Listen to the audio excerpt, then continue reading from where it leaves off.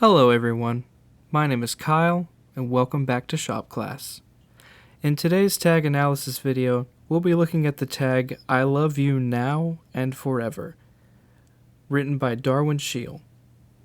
There are three main things I'd like to bring attention to in this tag. Number one, we'll analyze the harmony and track the smooth movement of the chords around the circle of fifths. Number two, we'll talk about the use of some extended harmony and some really fun chords on the word love in bar 1 and the word and in bar 5. And lastly, we'll talk about some tuning considerations, such as when the chord changes but some notes stay the same. Before we go ahead and jump into all that, however, Darwin was able to provide recordings of this tag sung by the one and only Tim Warwick. So let's take a listen to I Love You Now and Forever, sung by Tim. I love you now, for now and forever.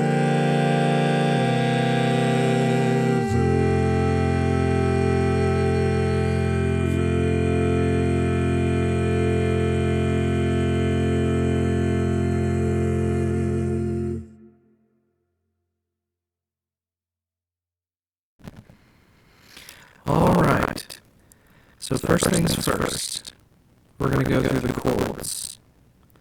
So on the word I, the first chord here, up from the bottom we have F, C, F, A. Just a good old F major chord. Next, on the word love, in bar 1, is the pickup bar there, so in measure 1. Up from the bottom we have D, C, and F sharp. So I already know that is leading us to be some kind of D7 chord.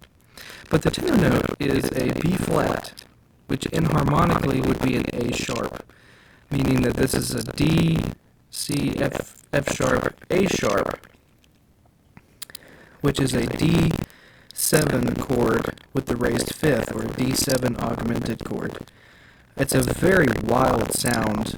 Many barbershoppers will probably know this chord as the Chapel Bell's chime chord from Light a Rose.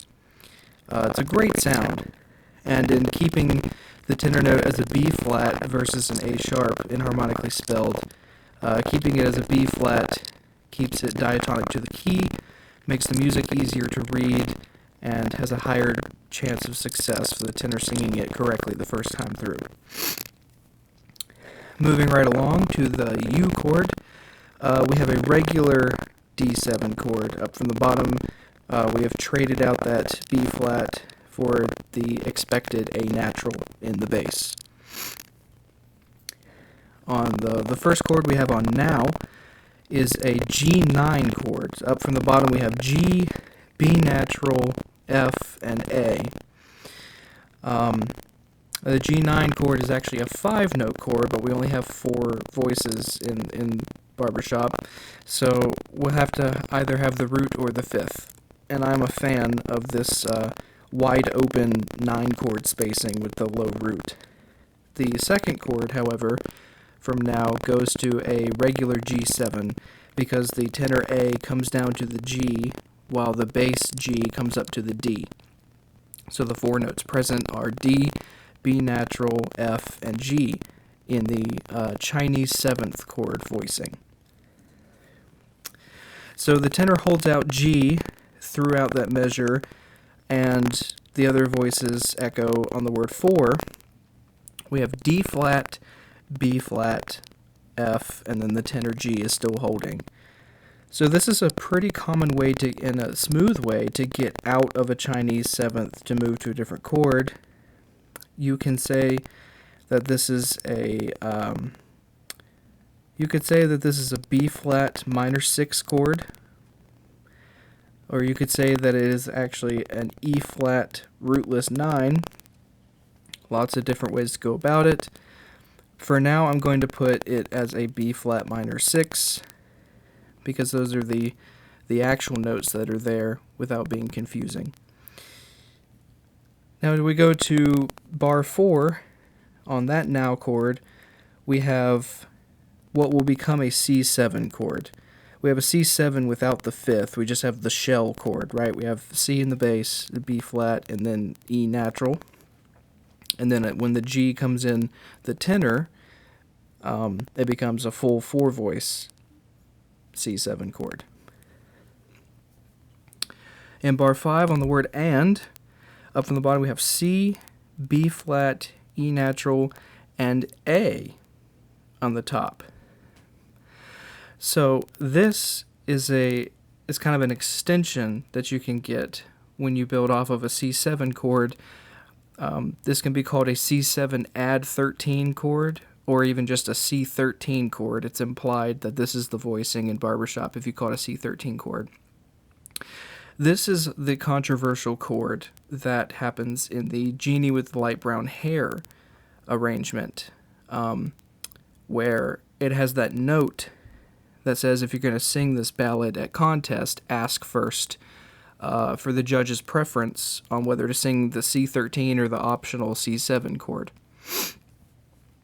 But this chord gets its roots from jazz, and the dissonance between the A and the B natural, or the A natural and the tenor, and the B flat and the bari, makes a nice jazzy rub, which is immediately resolved later on in that measure on the syllable 4. We have a regular C7 chord in a different voicing, a closer, crunchier voicing. And then we move into bar 6 on the syllable e. For the first beat there, we have a G minor 6th chord in a kind of a bit of a crunchy voicing, but I dig it. Up from the bottom, we have D, F, and B flat, which would just give us a crunchy B flat major chord, but the G in the tenor is holding through, so that would technically give us a G minor 7 chord here. And I'm choosing to call it a G minor 7 versus a B flat major 6 chord because of the way that the functional harmony moves around the circle of fifths. It really dovetails in nicely if you call it what it is, which is a G minor 7 chord, which goes right on to beat 2. The bass and bari resolve down, so that up from the bottom the chord is C, E natural, B flat, and the G on top, which is, again, different voicings every time, but it's just our good old C7 chord here, which finally resolves to F major, but the tenor holds on to the suspension, so it holds on to the 9, so we end with F major, add 9, and then finally F major at the very end.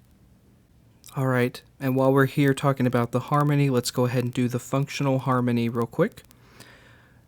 The key is F major. We start on an F major chord on the word I.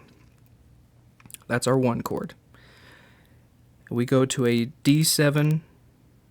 It's that measure. I've talked about this in other videos, but extensions don't have as much pull on the quality or function of the chord. So all of bar 1 is some kind of D7, which in the key of F is our 6-7 chord. Bar 2 gives us our big G9 chord, which is really just G7, so that is our 2-7 chord. Bar 3 hangs on to that G7, so it's still 2-7, so I'm not going to put another one. But then we get to the word 4. In the last segment, I wanted to call this a B flat minor 6 chord, but that was not going to help us in the functional harmony, so that's actually wrong, which is why it's probably changed on the screen, even though I called it something else. What it really is still a kind of G chord. We go from a G7 to where we go into a G minor 7 flat 5, and that is a bit complicated jazz voicing. Some other people would say that this is G half diminished 7, and that is also correct.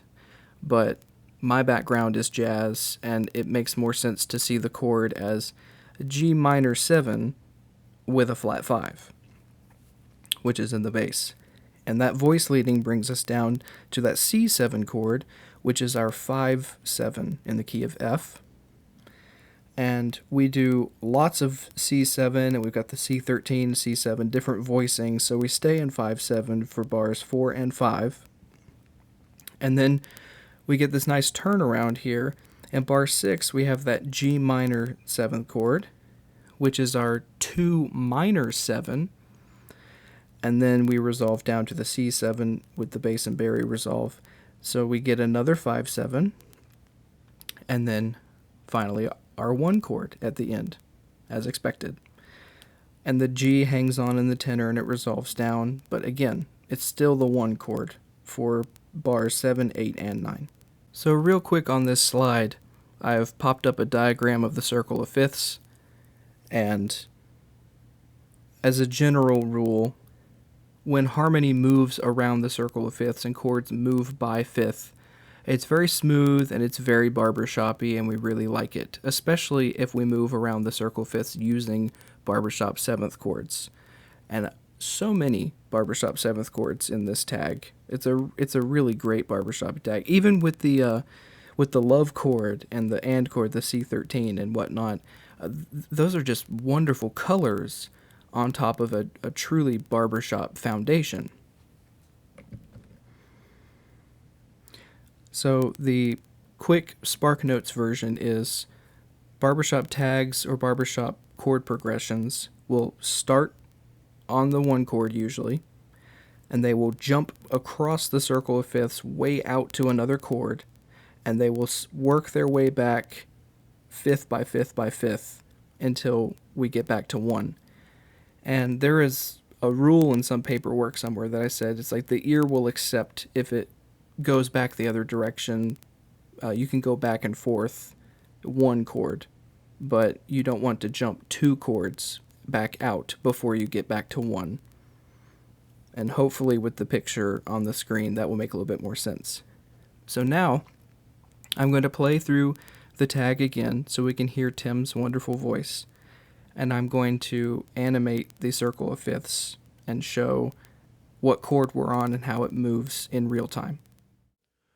I love you now, for now and forever.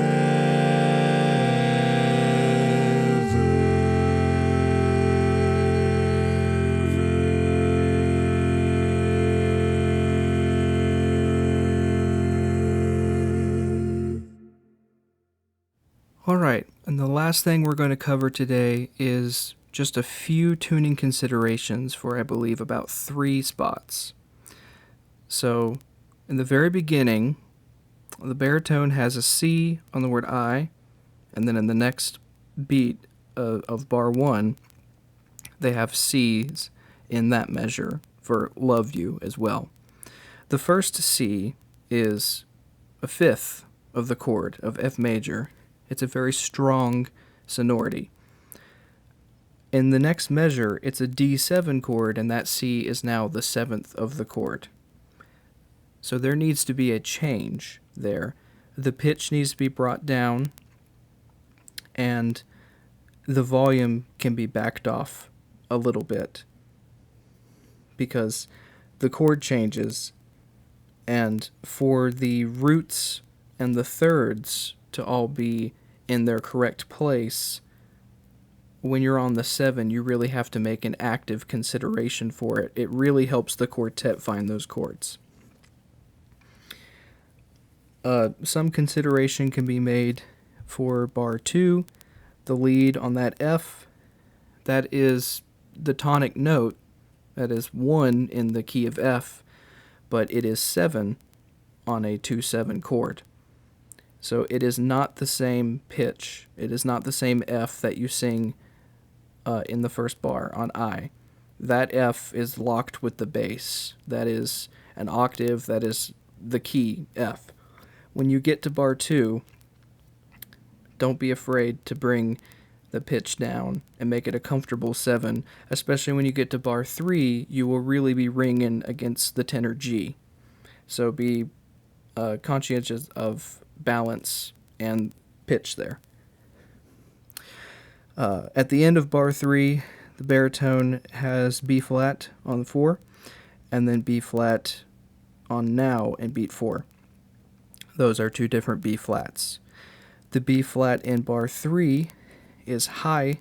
It's higher. It's where it's supposed to be because it's in a perfect fifth with the F on 4, which I guess I should also mention that lead F is the same pitch as the first F.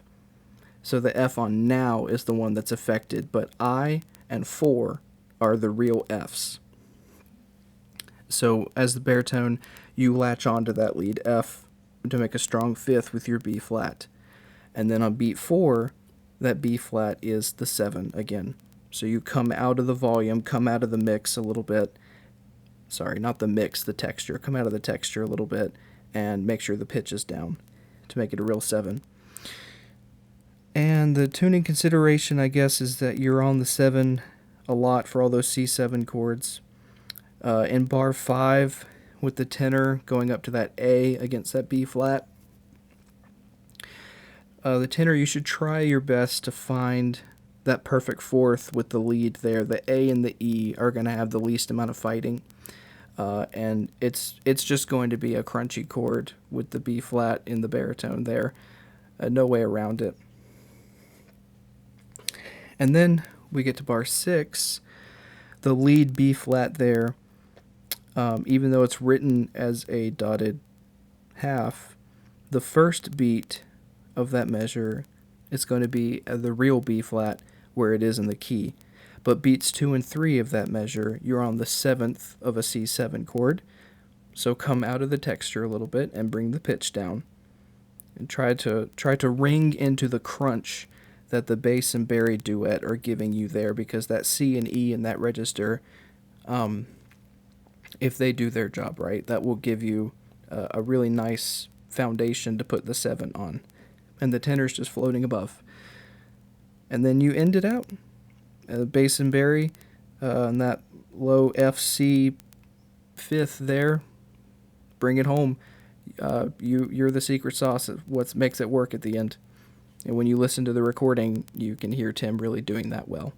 Well, I think that's going to wrap things up for this video. If you liked this tag, be sure to visit dnstags.com. You'll be able to check out Darwin Scheel's massive tag library of original tags and transcribed and collected tags over the years.